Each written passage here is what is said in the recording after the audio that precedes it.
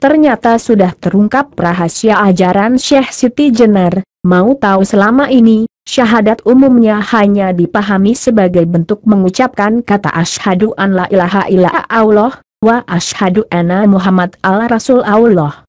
Dan karena hanya pengucapan, wajar jika tidak memiliki pengaruh apa-apa terhadap mental manusia. Siapapun dapat mengucapkannya, walau kebanyakan tidak memahaminya. Padahal makna sesungguhnya bahwa syahadat adalah kesaksian, bukan pengucapan kalimat yang menyatakan bahwa ia telah bersaksi. Ketika kita mengucapkan kata Allah, maka kata ini harus hadir dan lahir dari keyakinan yang mendalam. Pada saat pengucapan, kita harus yakin bahwa Allah ada pada diri nabinya, dan bahwa setiap diri kita mampu membawa peran nabi tersebut. Dalam marifat, nabi dan kenabian sebagai suatu hal yang selalu hidup. Dan ketika nabi terakhir diberi label Muhammad, maka ia adalah langsung dari nur dan ruh Muhammad, dan menyandang nama spiritual sebagai Ahmad. Dan ketika kata Ahmad disebutkan, Nabi Muhammad sering mengemukakan bahwa anak Ahmad bila mim, aku adalah Ahmad yang tanpa mim, yakni Ahad. Ketika suku bangsa Zahir Arab disebutkan, beliau sering mengemukakan anak Arabun bila ain, aku adalah Arab tanpa ain, yakni Rab. Inilah kesaksian itu, atau syahadat. Kalau kita membayangkan Nabi secara fisikal maka kita akan menghayalkan tentang Nabi. Nah, pada saat Allah kita rasakan hadir atau bersemayam dalam diri Nabi yang berada di kedalaman lubuk hati kita, maka terlepaslah ucapan Muhammad al-Rasul Allah sebagai kesaksian. Lalu kesaksian ini kita lepaskan ke dalam zat Allah. Sehingga kemudian tercipta apa yang disebut sebagai tunggal ing Allah hia kang amuji hia kang pimuji, kemanunggalan dengan Allah sehingga baik yang memuji dan yang dipuji tidak dapat dipisahkan. Pada konteks syahadat yang seperti itulah kemudian lahir ajaran tentang wirid sasahidan dari Syekh Siti Jenar, dalam bentuk pengucapan hati sebagai berikut, Solihin. 2004, 182-183. Artinya, aku bersaksi di hadapan zatku sendiri sesungguhnya tiada Tuhan selain aku bersaksi sesungguhnya Muhammad itu utusanku sesungguhnya yang disebut Allah itu badanku Rasul itu rasaku Muhammad itu cahayaku akulah yang hidup tidak terkena kematian akulah yang senantiasa ingat tanpa tersentuh lupa akulah yang kekal tanpa terkena perubahan di segala keadaan akulah yang selalu mengawasi dan tidak ada sesuatu pun yang luput dari pengawasanku akulah yang maha kuasa, yang bijaksana, tiada kekurangan dalam pengertian biar sempurna terang benderang tidak terasa apa-apa tidak kelihatan apa-apa hanya aku yang meliputi seluruh alam dengan kodratku. Sebagaimana telah dikemukakan, bahwa kesaksian tersebut diperoleh berdasarkan lelaku. Maka setelah lahirnya kesaksian tersebut juga harus disertai dengan lelaku pula. Yaitu diikuti dengan semedi atau zikir rasa sehingga kemudian dapat mengalami mati dalam hidup dan hidup dalam mati.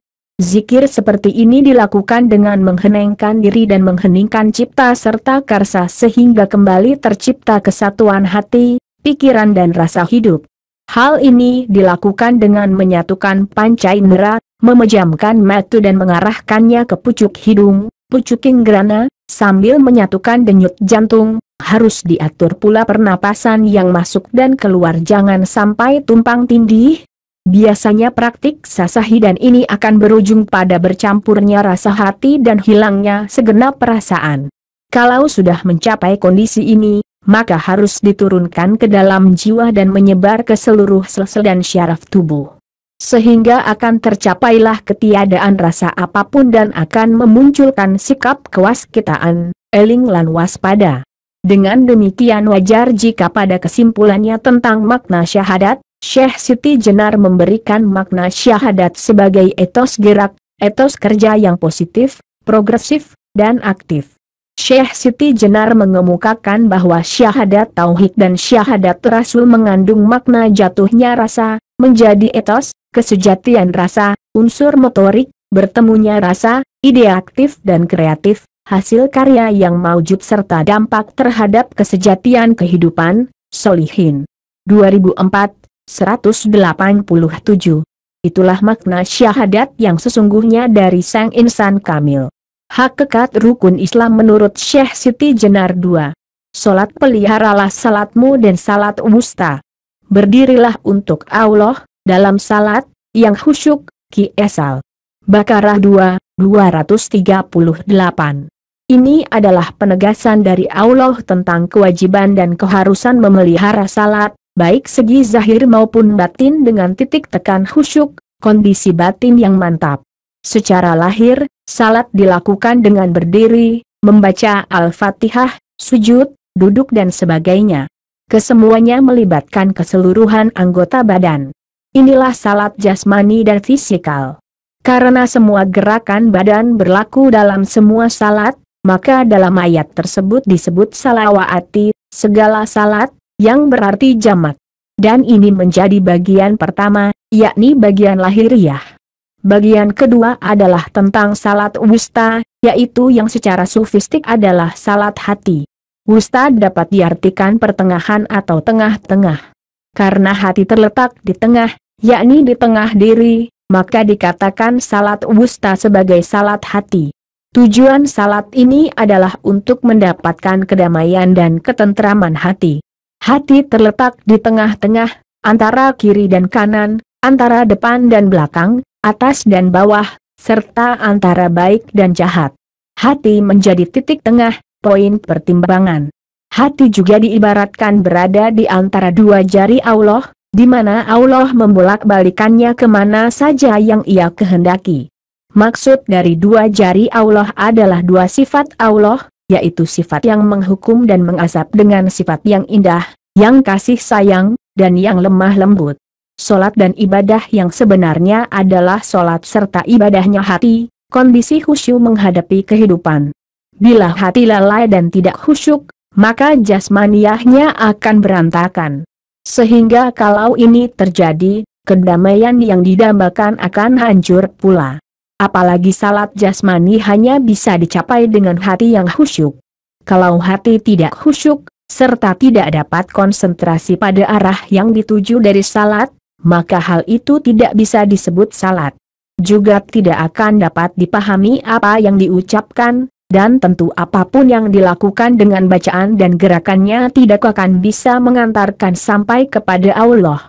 Urgensi kekhusyukan ini berhubungan dengan inti salat sebagai doa. Doa atau munajat, bukan sekedar permintaan hamba kepada Allah, akan tetapi berarti juga sebagai arena pertemuan. Dan tempat pertemuan itu adalah di dalam hati. Maka jika hati tertutup di dalam salat, tidak peduli akan makna salat rohani, salat yang dilakukan tersebut tidak akan memberikan manfaat apapun. Sebab semua yang dilakukan jasmaninya sangat tergantung kepada hati sebagai zat untuk badan. Ingatlah bahwa dalam tubuh itu ada sekeping daging, apabila daging itu baik, baiklah seluruh tubuh itu. Dan apabila ia rusak, rusak pula lah semua tubuh itu. Daging itu adalah hati. Sabda Rasulullah, kekhusyukan hati akan membawa salat yang menghasilkan kesehatan hati. Salat khusyuk akan menjadi obat bagi hati yang rusak dan jahat serta berpenyakit. Maka salat yang baik haruslah dengan hati yang sehat dan baik pula, bukan dengan hati yang rusak, yakni hati yang tidak dapat hadir kepada Allah. Jika salat dari sisi jasmaniah fisik memiliki keterbatasan dalam semua hal, baik tempat, waktu, kesucian badan, pakaian, DSB, maka salat dari segi rohaniah tidak terbatas dan tidak dilaksanakan pada waktu-waktu tertentu. Salat secara rohaniah tidak terikat oleh ruang dan waktu.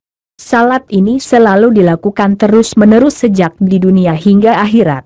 Masjid untuk salat rohani terletak dalam hati.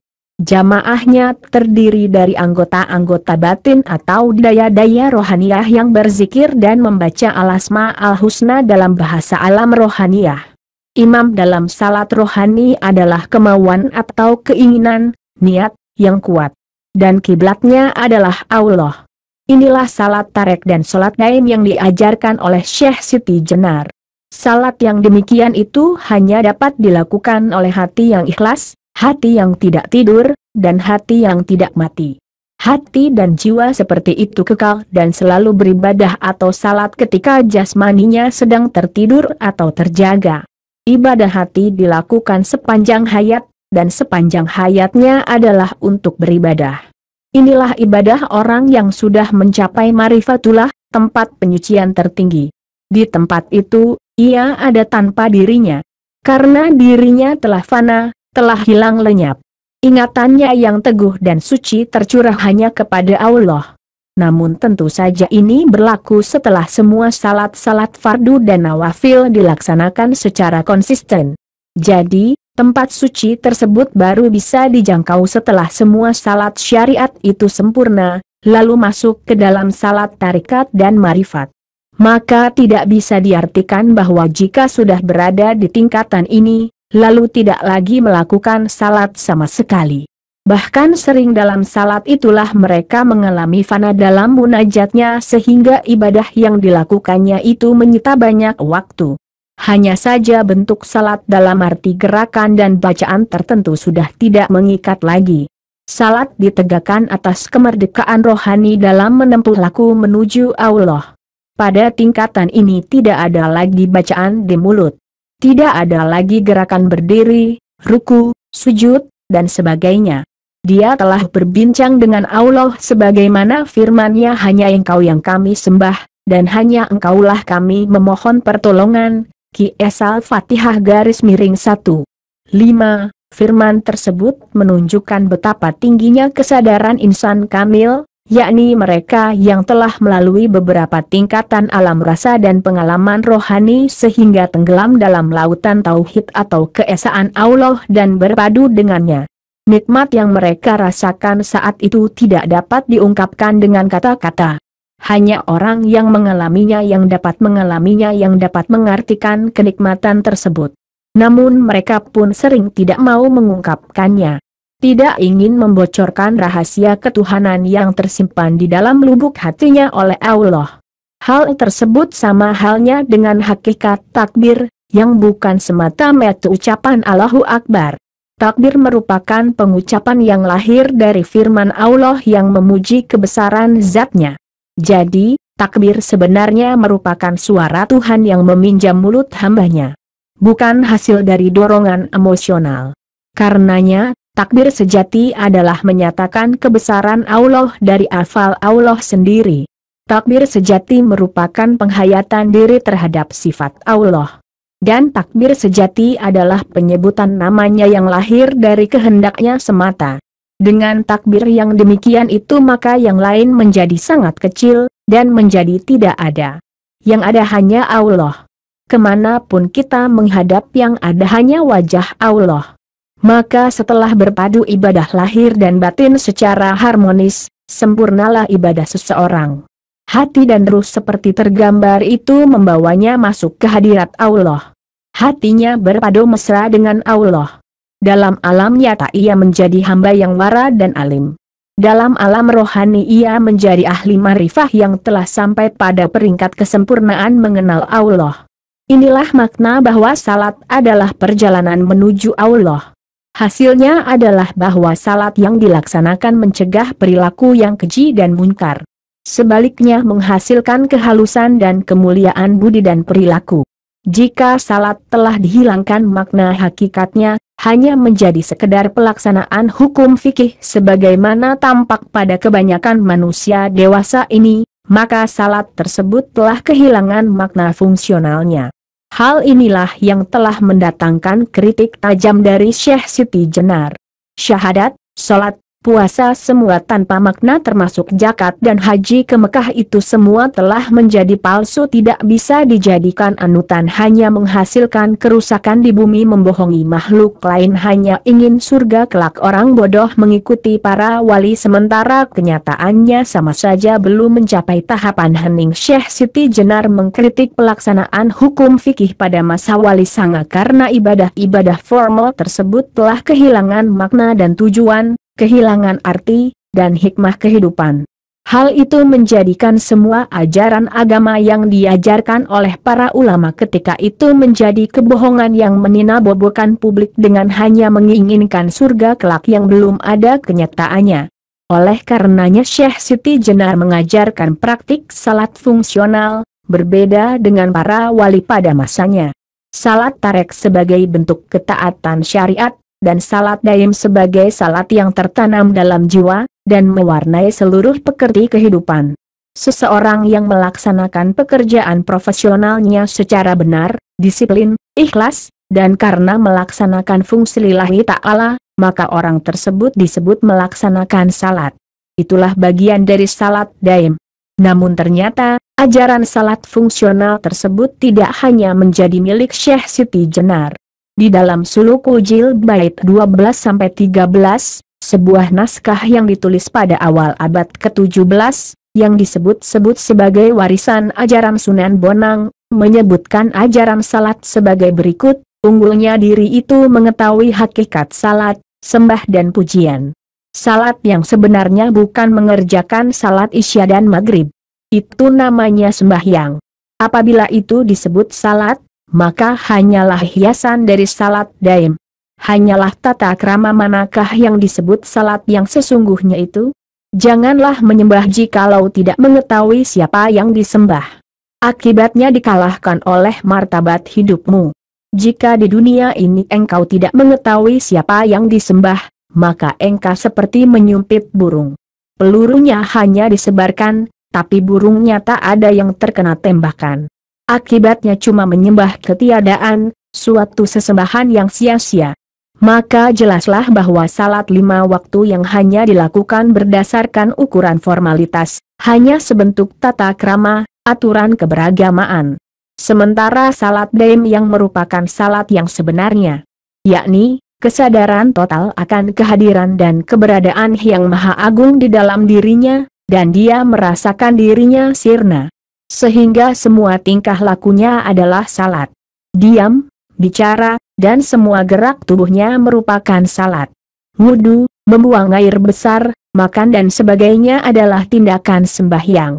Inilah hakikat dari niat sejati dan pujian yang tiada putus. Ya, salat yang mampu membawa pelakunya untuk menebar kekejian dan kemungkaran. Mampu menghadirkan rahmatan lil alamin. Ketauhidan Syekh Siti Jenar 9 sesungguhnya lah, lapal Allah yaitu kesaksian akan Allah, yang tanpa rupa dan tiada tampak, membingungkan orang, karena diragukan kebenarannya. Dia tidak mengetahui akan diri pribadinya yang sejati, sehingga ia menjadi bingung. Sesungguhnya nama Allah itu untuk menyebut wakilnya, diucapkan untuk menyatakan yang dipuja dan menyatakan suatu janji. Nama itu ditumbuhkan menjadi kalimat yang diucapkan, Muhammad Rasulullah. Padahal sifat kafir berwatak jisim, yang akan membusuk, hancur lebur bercampur tanah, lain jika kita sejiwa dengan zat yang maha luhur. Ia gagah berani, nahas sakti dalam syarak, menjelajahi alam semesta. Dia itu pangeran saya, yang menguasai dan memerintah saya, yang bersifat wahdaniyah, artinya menyatukan diri dengan ciptaannya. Ia dapat abadi mengembara melebihi peluru atau anak sumpitan, bukan budi bukan nyawa, bukan hidup tanpa asal dari manapun, bukan pula kehendak tanpa tujuan, dia itu yang bersatu padu menjadi wujud saya. Tiada susah payah, kodrat dan kehendaknya, pergi kemana saja tiada haus, tiada lelah tanpa penderitaan dan tiada lapar. Kekuasaannya dan kemampuannya tiada kenal rintangan, sehingga pikiran keras dari keinginan luluh tiada berdaya.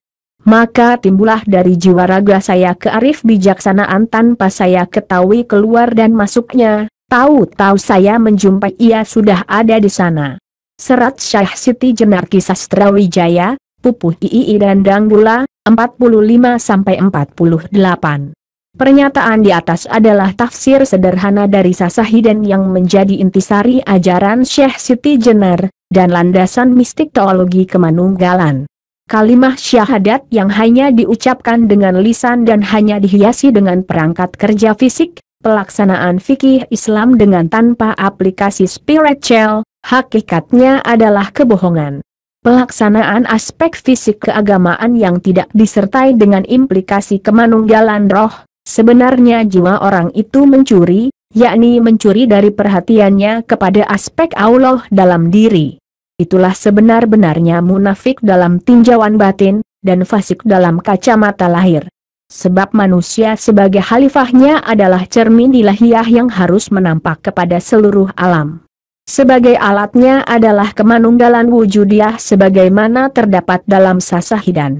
Terdapat kesatupaduan antara Allah, Rasul dan manusia. Masing-masing bukanlah sesuatu yang saling asing mengasingkan. 10. Rahasia kesadaran kesejatian kehidupan, ya ingsun ini kesejatian hidup, engkau sejatinya Allah, ya ingsun sejatinya Allah, yakni wujud, yang berbentuk, itu sejatinya Allah, rasa sama dengan rahasia, itu Rasulullah, lisan, pangucap, itu Allah, jasad Allah badan putih tanpa darah, Allah, rasa Allah, rahasia kesejatian Allah, ya ingsun, aku, ini sejatinya Allah, wejangan walisanga, HLM 5. Substansi dari ungkapan spiritual tersebut adalah bahwa kesejatian hidup, rahasia kehidupan hanya ada pada pengalaman kemanunggalan antara Kawula Gusti. Dan dalam tataran atau ukuran orang awam hal itu bisa diraih dengan memperhatikan uraian dan wejangan Syekh Siti Jenar tentang salat tareq 5 waktu. Hakikat rukun Islam menurut Syekh Siti Jenar 4 zakat. Syekh Siti Jenar memberikan makna aplikatif zakat sebagai sikap menolong orang lain dari penderitaan dan kekurangan. Menolong orang lain agar dapat hidup, menikmati hidup, sekaligus mampu bereksis menjalani kehidupan. Syekh Siti Jenar sendiri bertani yang merupakan pekerjaan favorit pada masa hidupnya. Namun tidak semua masyarakat petani berhasil hidupnya sebagaimana pula tidak selalu berhasil baik dari panennya. Yang tidak berhasil panennya tentu mengalami kekurangan bahkan kelaparan. Syekh Siti Jenar selalu membantu mereka yang kurang berhasil tadi dengan memberikan sebagian hasil panennya dari tanahnya yang luas kepada mereka itu. Inilah yang disebut sebagai zakat secara fungsional. Suka memberi adalah sifatnya, dan dia senang melihat hambanya mencontoh sifat suka memberi yang menjadi sifatnya itu. Perbendaharaan Tuhan tidak akan kosong, dan bila Allah memberi dia akan memberi dengan tangannya yang terbuka.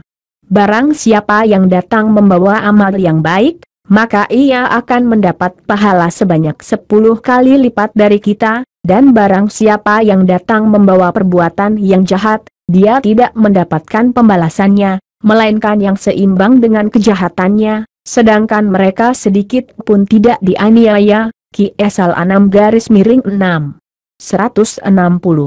Sebagaimana makna katanya, zakat memiliki kegunaan sebagai arna pembersihan harta dan jiwa, terutama membersihkan dari keegoan, sehingga tujuan zakat rohani menjadi tercapai. Siapakah yang mau meminjamkan kepada Allah pinjaman yang baik, maka Allah akan melipat gandakan balasan pinjaman itu untuknya, dia akan mendapatkan pahala yang banyak. Kisal Hadits-57-11. Inilah hakikat pahala zakat, baik jasmani maupun rohani. Sehingga terhadap harta pinjaman dan titipan dari Allah, kita melakukan penyucian diri dengan mengeluarkan zakat, bersedekah, serta berbuat amal jariah. Dalam hal inilah, patokan kita bukan sekedar patokan minimal 2,5%, namun bisa lebih dari itu. Bahkan para sufi terkadang berzakat 100% dari seluruh harta yang diterimanya. Selain ia membersihkan dari daki-daki dunia, ia juga memanjangkan umur dan menyelamatkan diri dari siksa sengsara akhirat. Betapa beruntungnya para pemilik harta yang menyedekahkan hartanya sehingga ia mendapatkan ganjaran yang tidak dapat ditebus dengan uang nantinya. Mereka yang menyedekahkan hartanya kepada orang lain, hartanya tidak akan berkurang. Bahkan, harta itu akan bertambah, dan bertambah, sabda Nabi. Jadi, pemahaman sufi atas harta jelas. Harta dan semua yang ada adalah milik Tuhan. Manusia diberi limpahannya agar digunakan sebagai alat bagi perjalanan rohaninya menuju Tuhan. Kamu tidak akan sampai kepada ketaatan yang sempurna sebelum kamu menafkahkan sebagian harta yang kamu cintai. Dan apa saja yang kamu nafkahkan itu, maka sesungguhnya Allah mengetahuinya. Qs Ali Imran _3 92. Zakat bagi para sufi merupakan langkah untuk memberikan kado atau hadiah terindah untuk Tuhan, sekaligus untuk manusia dengan disertai kebersihan niat jiwa, dan kesucian hati. Tegasnya, sebagaimana dikemukakan Syekh Siti Jenar, zakat adalah kesediaan untuk menolong manusia yang kekurangan, baik harta fisik maupun harta rohani sehingga mereka terhindar dari kemiskinan, kekurangan, kelaparan fisik maupun spiritual. Betapa indahnya dunia jika dihuni manusia sufi seperti ini. 5 haji-haji menurut Islam Jawa yang sebagian merupakan warisan ajaran Syekh Siti Jenar tidak lain adalah olah spiritual. Karena kalau hanya sekedar mengunjungi Makkah dalam arti fisik, bagi orang Islam Jawa itu cukup dengan ngeraga sukma. Dalam arti seseorang mampu pergi ke Makkah kapan saja dia mau. Oleh karenanya, bagi mereka, Makkah letaknya bukanlah sebatas geografis, yakni terletak di dataran Arab Saudi. Bagi Muslim Jawa, Makkah berada di dalam spirit manusia yang tidak ditempuh dengan hanya menggunakan bekal rupiah. Hal ini dapat ditinjau dari ungkapan dalam suluk Wijil. Artinya, Maulana Maghribi berkata demikian, baiklah engkau kembali, yang engkau cari tidak ada di Makkah. Makkah yang terletak di barat, Nusa Jawa, itu, Makkah Darwan namanya. Batu yang dibuat sebagai tempat menghadap adalah buatan Nabi Ibrahim. Jika Nusa Jawa engkau tinggalkan, akan menjadi kafir, tak ada yang tahu di mana Makkah yang sebenarnya. Meski ia harus berjalan dari kecil hingga tua, tak akan mencapai tujuan. Jika ada bekal sampai di Makkah dan menjadi wali, maka bekalnya sangat mahal, sukar diperoleh. Bukan rupiah maupun dinar bekal tersebut, tapi keberanian, kesanggupan mati, dan sabar serta ikhlas di dunia.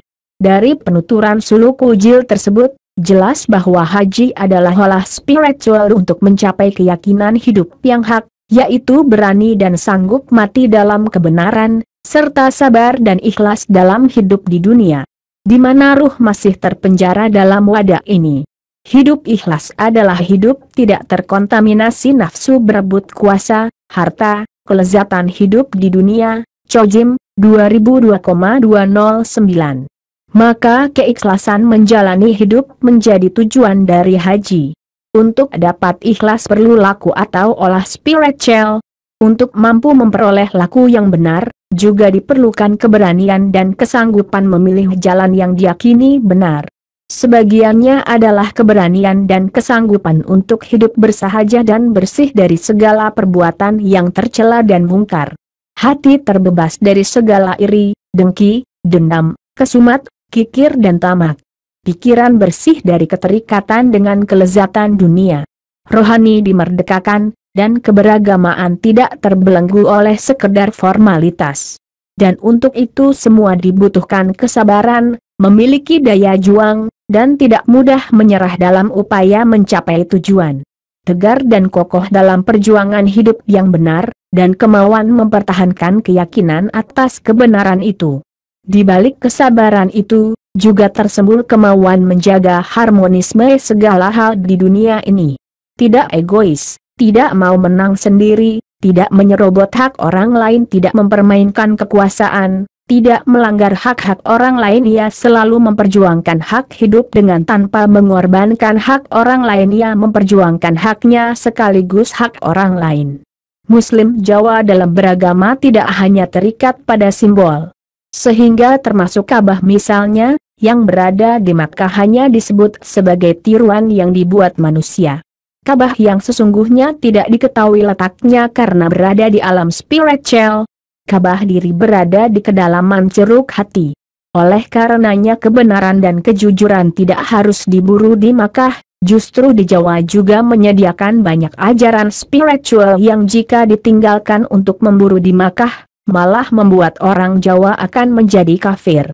Yakni akan kehilangan kebijaksanaan tradisional dan spiritualitas yang genuine dari kedalaman dirinya sendiri. Untuk menciptakan kesejahteraan, ketentraman, dan untuk mampu mendekati Tuhan, Ternyata memang seharusnya tidak boleh meninggalkan kebijaksanaan yang berakar pada tradisi ritual dari bangsa lain. Allah menyediakan semua tempat dengan ragam hikmah, wisdom-nya masing-masing. Untuk itulah konsep keberbedaan harus disatukan dalam kerangka ta'aruf, saling mengenal. Mereka yang mampu mengenal hikmah yang beragam itu disebut Allah sebagai mereka yang paling sanggup mencapai ketakwaan. Wallahualam.